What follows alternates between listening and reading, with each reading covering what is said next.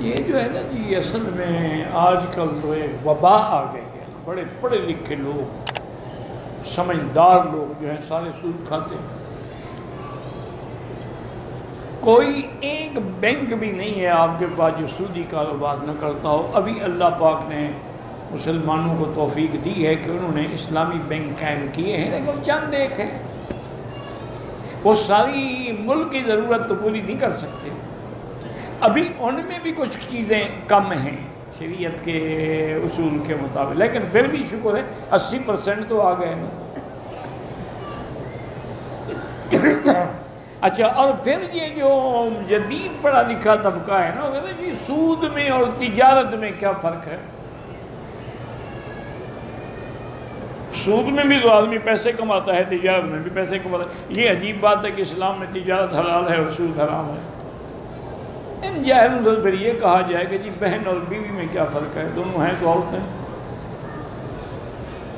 اور دوسری بات یہ ہے کہ سود میں آپ کو 1% معین ملنی ہے، گھاٹے کا کوئی سوال ہی نہیں ہے۔ تجارت کے اندر نقصان بھی ہے، نفع بھی ہے، تو آسمان زمین کا فرق ہے۔ اس لیے اللہ نے تجارت کو حلال قرار دیا ہے، لیکن سود جو ہے وہ ہر حال میں حرام۔ اور حرام بھی ایسا ہے کہ اللہ فرماتے ہیں فَأْذَنُوا بِحَرْبٍ مِّنَ اللَّهِ، اللہ کے ساتھ جنگ کے لیے تیار ہو جائیں۔ اب خود اندازہ کرو کہ جو ملک سود پر چلتے ہوں، جو اللہ سے جنگ کی حالت میں ہوں، وہ کیسے کامیاب ہو سکتے ہیں؟ وہ کبھی بھی خوشحال نہیں ہو سکتے، کیونکہ وہ تو اللہ کے ساتھ لڑائی لڑ رہے ہیں۔ اللہ سے لڑ کے کون جیت سکتا ہے؟ اور اسی طرح یعنی یاد رکھیں کہ اب اللہ کی شان دیکھیں کہ جب سے علماء اسلام کو اللہ جزا دے، اور ہمارے ملک میں سب سے زیادہ کام اس پہ حضرت شیخ تقی عثمانی نے کیا ہے، اللہ ان کو جزائے خیر دے۔ انہوں نے مولویوں کی طرف سے فرض کفایہ ادا کیا، کیونکہ ہمارے اکثر مولویوں کو تو پتہ ہی نہیں ہوتا ہے کہ اقتصادی معاملات کیا ہوتے ہیں۔ انہوں نے الحمدللہ اقتصادیات میں بڑا کام کیا، بڑی کتابیں لکھی، بڑے علماء۔ ٹھیک ہے کچھ اعتراض ہیں لوگوں کو،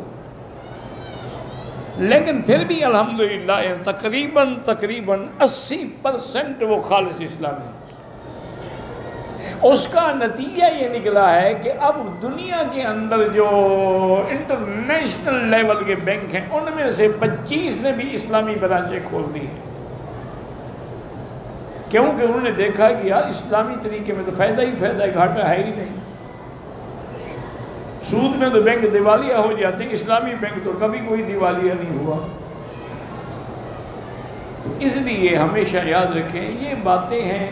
کسی نے کہا جی رجم جائز نہیں، کسی نے کہا جی سود حلال ہے، کسی نے کچھ، اللہ ہدایت دے، اور ہم کیا کہہ سکتے ہیں۔